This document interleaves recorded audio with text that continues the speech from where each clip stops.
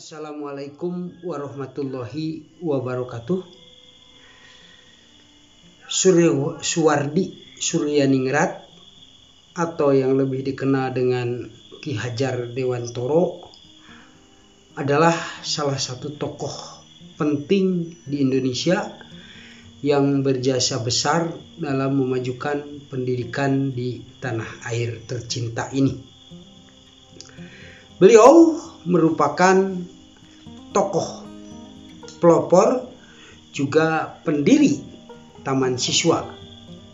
Selain itu di pemerintahan menjadi Menteri Pendidikan dan Kebudayaan pertama di Indonesia. Banyak jasa yang telah beliau sumbangkan untuk negeri ini. Maka tak mengherankan jika Ki Hajar Dewantara menjadi pahlawan nasional yang patut dihargai atau dihormati. Bapak Ki Hajar Dewantara juga dikenal sebagai Bapak Pendidikan Nasional Indonesia.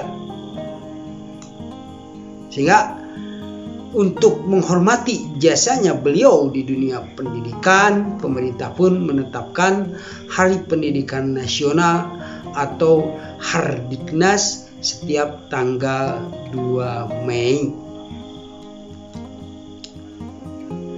Nah, gagasan penting yang dikemukakan Ki Hajar Dewantara dalam dunia pendidikan itu diwujudkan dalam lembaga pendidikan Taman Siswa.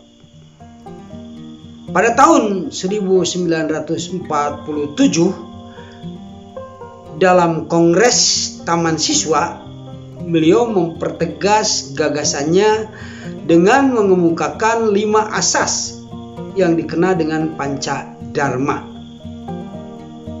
yakni 1. Asas kemerdekaan, 2. Asas kodrat alam, 3. Asas kebudayaan, 4. Asas kebangsaan, dan 5. Asas kemanusiaan. Nah, sekarang terkait konsep pendidikan Ki Hajar Dewantara. Nah, konsep pendidikan yang digagas oleh Ki Hajar Dewantara umumnya mengutamakan cinta serta kasih sayang, di mana peranan pendidik itu selaku orang tua kepada anaknya sendiri. Sehingga beliau mengemukakan 3 konsep pendidikan yang perlu kita ketahui. Di antaranya 1. Ingarso sung tolada atau sung tolado. Ini berarti atau memiliki arti di depan. Maksudnya yaitu seorang pendidik harus dapat memberikan contoh atau teladan yang baik. Karena teladan merupakan kunci dari keberhasilan dalam kegiatan belajar. Di mana ketika seorang pendidik memiliki sikap yang baik, maka siswa pun atau peserta didik pun tentu akan mengikuti sikap gurunya. Sehingga pada saat kegiatan belajar mengajar berlangsung, maka guru haruslah membimbing dan memberikan arahan kepada siswanya sehingga tujuan pembelajaran dapat dipelajari siswa dengan baik. Nah, dengan tanpa disadari selama proses pembelajaran guru menjadi panutan bagi siswa, baik dari kata maupun dari perbuatannya. Oleh karena itu, selain menguasai materi pembelajaran, guru juga harus memiliki pribadi yang dapat dicontoh. Kemudian ing madya mangun karsa, artinya di tengah-tengah atau di antara seseorang. Nah, ini berarti menciptakan ide atau gagasan. Maksudnya guru mempunyai peran penting dalam menciptakan ide dalam proses pembelajaran. Guru dapat memfasilitasi berbagai metode serta strategi sehingga tujuan pembelajaran berhasil dicapai. Selain itu, dengan kemampuan atau potensi yang dimiliki oleh siswa, ya, dengan bimbingan atau arahan guru tersebut, maka potensi yang ada pada diri siswa dapat berkembang dengan baik. Ya. Kemudian konsep yang ketiga adalah tutwuri handayani. Itu artinya di belakang. Maksudnya jika seorang pendidik harus berada di belakang siswa, ya, itu artinya memberikan dorongan atau semangat. Ya. Dalam hal ini memiliki tanggung jawab dalam pekerjaannya untuk memotivasi, mendorong siswanya dalam mencapai tujuan, ya, secara berkelanjutan. Nah, ketika kegiatan belajar mengajar berlangsung, maka guru harus memberikan dorongan kepada siswa agar rajin belajar, ya. Kemudian disiplin, ya. Kemudian juga mengingatkan pada guru itu punya peranan penting, ya, memajukan suatu bangsa yang besar, yang merupakan bangsa yang terdidik, ya, melalui nilai-nilai luhur.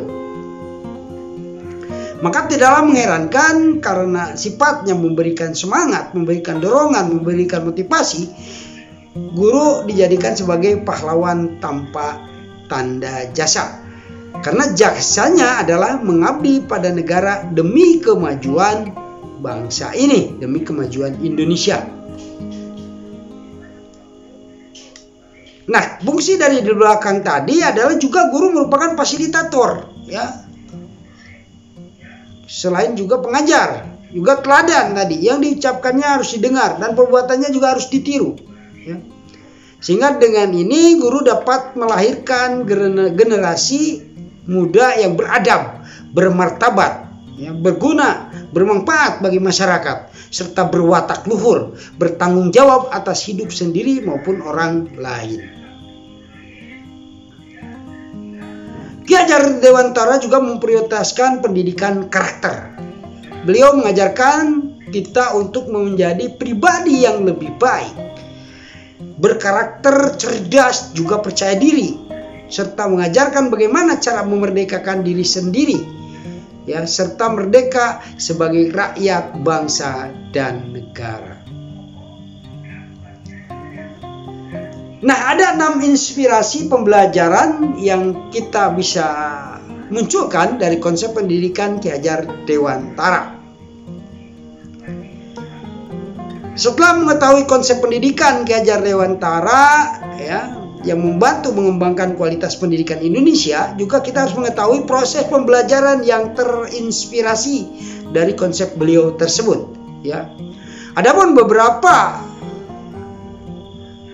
inspirasi tersebut terdiri dari 6 inspirasi pembelajaran dari konsep pendidikan Ki Hajar Dewantara. Di antaranya, 1, menerapkan teori trikon, ya. Menurut Ki Hajar Dewantara, pendidikan itu adalah proses pembudayaan sebagai usaha dalam memberikan nilai-nilai luhur kemanusiaan. Upaya pendidikan dapat dilakukan dengan sikap yang dikenal dengan teori trikon, yaitu kontinu, ya, berkesinambungan, konsentris, ya, jadi terkonsentrasi, fokus, dan konvergen. Ya, konvergen artinya mengumpul. Ya, kontinu itu artinya pendidikan di Indonesia mesti dilakukan secara terus-menerus, ya, dan berkelanjutan. Kemudian juga konsentris, ya, artinya dalam mengembangkan pendidikan di Indonesia haruslah sesuai dengan kebudayaan serta nilai luhur bangsa yang ditanam dalam generasi muda. Sedangkan konvergen berarti mengembangkan mutu pendidikan Indonesia agar setara dengan kualitas pendidikan yang maju seperti di dunia barat. Nah, teori ini sendiri dilakukan sejak menuntut ilmu di Belanda, ya. Beliau berhasil menyaring ilmu pendidikan ini untuk dimanfaatkan di Indonesia dengan tetap berpijak pada akar budaya tanah air. Hingga konsep mengenai pendidikan nasional berakar dan berbudaya Nusantara. Kemudian yang kedua, menumbuhkan daya cipta atau kognitif, dan daya rasa atau afektif, dan daya karsa atau psikomotor, ya. Pandangan Ki Hajar Dewantara tentang pendidikan haruslah meningkatkan daya cipta atau kognitif, kemudian juga daya rasa atau afektif, dan juga daya karsa atau psikomotor. Nah, ketiga daya ini harus tumbuh secara bersamaan, ya, tanpa ada yang dikesampingkan. Karena kalau menitik beratkan pada salah satu daya, tentu akan dapat menghambat perkembangan manusia itu sendiri. Nah, dengan menumbuhkan ketiga daya tersebut secara bersamaan, maka proses humanisasi atau memanusiakan manusia, ya, yang merupakan tujuan dari pendidikan itu dapat tercapai. Artinya, mendidik manusia untuk mencapai kemanusiaan yang luhur tidak akan mudah goyah. Pendidik harus menjadikan dirinya sebagai role model bagi siswa. Tanpa adanya teladan yang baik, maka proses humanisasi dalam pendidikan tidak akan tercapai. Kemudian yang ketiga adalah metode sistem Among. Ki Hajar Dewantara mengajarkan metode pendidikan dengan sistem Among, yaitu metode pembelajaran yang sesuai dengan pola asih, asah, dan asuh. Ya. Nah, ini dilaksanakan, ya, dalam berbagai tempat yang diberi nama dengan tri sentra pendidikan, yaitu alam keluarga, itu pendidikan informal, kemudian alam perguruan, pendidikan formal, dan alam pergerakan pemuda, yaitu pendidikan non formal. Nah, trisentra tersebut harus menjadi inspirasi pendidikan di Indonesia, dan ketiganya mempunyai pengaruh besar terhadap pertumbuhan kepribadian juga tingkah laku peserta didik. Keluarga, pihak sekolah, pemerintah maupun masyarakat merupakan stakeholder pendidikan yang memiliki peran penting dalam proses pendidikan. Kemudian yang keempat, membentuk pribadi yang mandiri, ya. Yaitu pendidikan dapat membentuk pribadi yang mandiri dengan 3 indikator. Ya, ini dikemukakan oleh Ki Hajar Dewantara. Ya, pertama, bisa berdiri sendiri. Kemudian tidak bergantungan kepada orang lain serta dapat mengatur dirinya sendiri. Ya, dengan begitu seseorang dapat mengatasi permasalahan hidup, ya, permasalahan hidupnya sendiri tanpa membawa orang lain masuk ke dalam permasalahannya. Kemudian yang kelima, pendidikan juga harus relevan dengan kehidupan. Ya, secara umum konsep pendidikan harus relevan dengan garis hidup, ya, guna mencerdaskan rakyat, mencerdaskan bangsa, ya, dengan mengangkat martabat bangsa.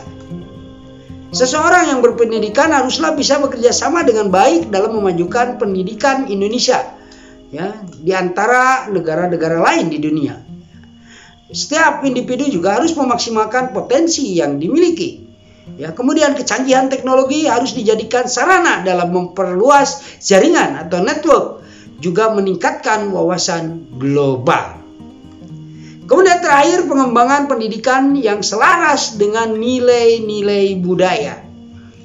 Pengembangan pendidikan yang selaras dengan nilai budaya ini akan memperkuat dinamika pendidikan sebagai penguat bangsa.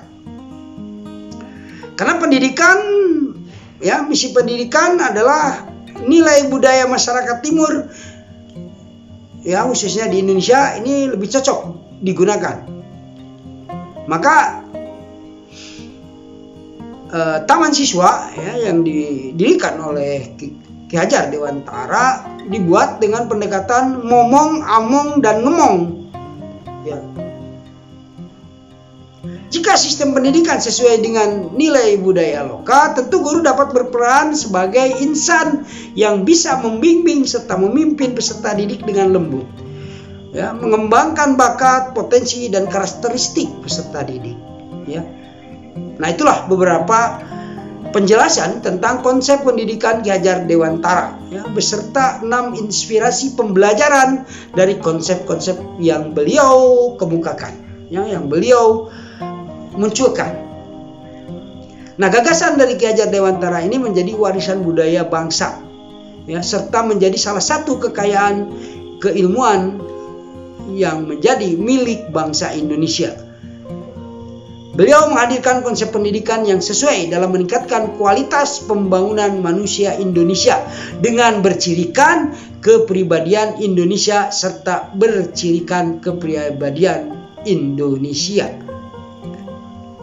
Demikian yang bisa kita sampaikan, mudah-mudahan bermanfaat. Wallahu muwaffiq ila aqwamit thoriq. Wassalamualaikum warahmatullahi wabarakatuh.